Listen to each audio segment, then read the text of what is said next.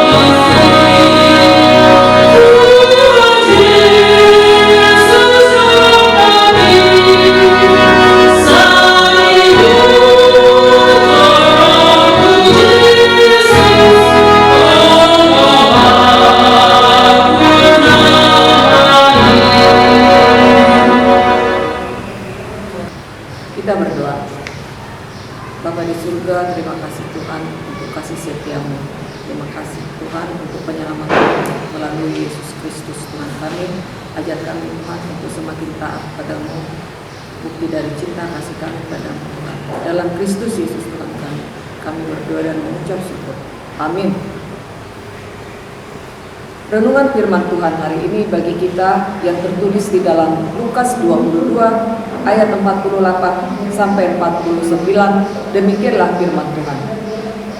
Waktu Yesus masih berbicara, datanglah serombongan orang. Sedang muridnya yang bernama Yudas, seorang dari ke-12 murid itu, berjalan di depan mereka. Yudas mendekati Yesus untuk menciumnya. Maka kata Yesus kepadanya, "Hai Yudas, engkau menyerahkan anak manusia dengan ciuman?" Demikianlah firman Tuhan. Apa arti dari ciuman Yudas kepada Yesus? Dia memberikan ciuman palsu kepada sang guru. Pada waktu itu orang biasa menyelami seorang rabi dengan ciuman. Itu adalah tanda hormat dan tanda sayang seorang guru yang dikasihi. Benarkah Yudas mengasihi gurunya itu? Yang kita lihat adalah sebuah tipu muslihat, ciuman palsu, ciuman maut, dan cinta palsu. Tindakan itu dia lakukan hanya sebagai cara untuk menyatakan tanda kepada para rombongannya tentang siapa Yesus, sehingga kemudian Yesus ditangkap dan kemudian memberi keuntungan harta bagi Yudas. Ciuman Yudas adalah ciuman pengkhianatan, dan mungkin kita akan menyalahkan Yudas dan berkata, "Kok tega ya?"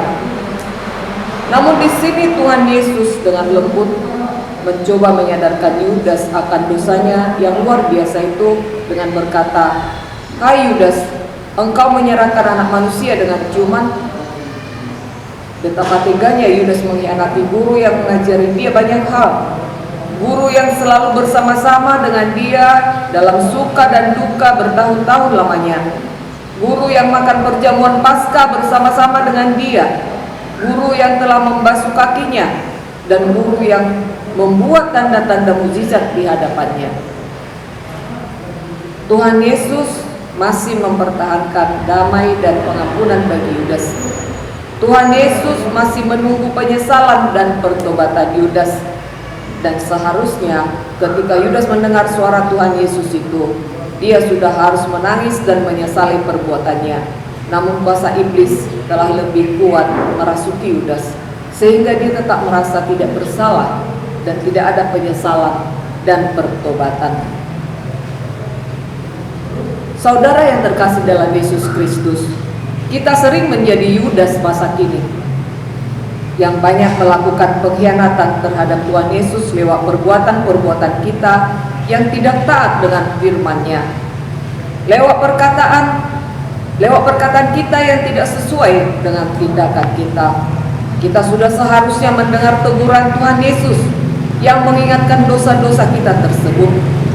Kita seharusnya sudah menangis dan menyesali segala kesalahan-kesalahan kita dan bertobat. Ingatlah bahwa setiap hari Tuhan Yesus melalui firman-Nya selalu mempertahankan damai dan pengampunannya itu bagi kita. Untuk itu dengarlah firman-Nya dan bertobatlah, ikutlah Dia. Kita berdoa. Ya Tuhan, bukalah telinga kami untuk tetap mendengarkan seruan-Mu, sehingga kami mau menangisi dan menyesali segala dosa-dosa kami, karena damai dan pengampunan-Mu setiap waktu terbuka bagi kami. Amin. Kita bernyanyi dari UKD nomor 86 ayat 1 sambil mengumpulkan persembahan.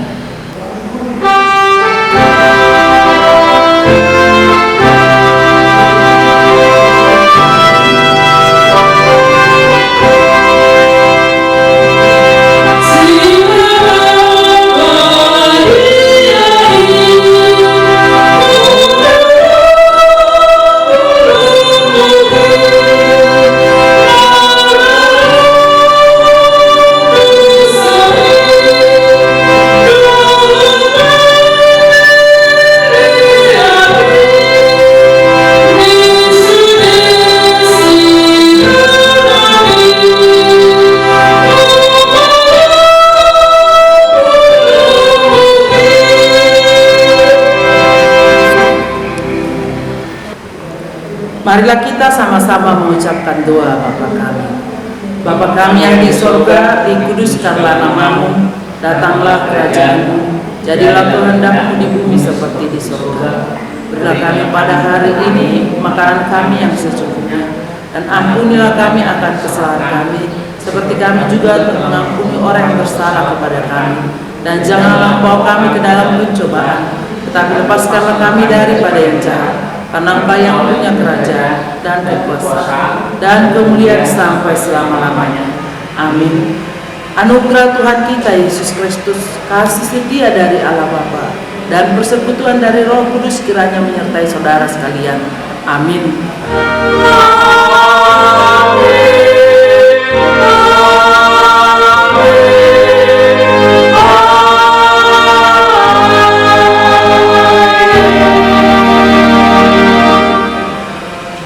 Shalom Horas.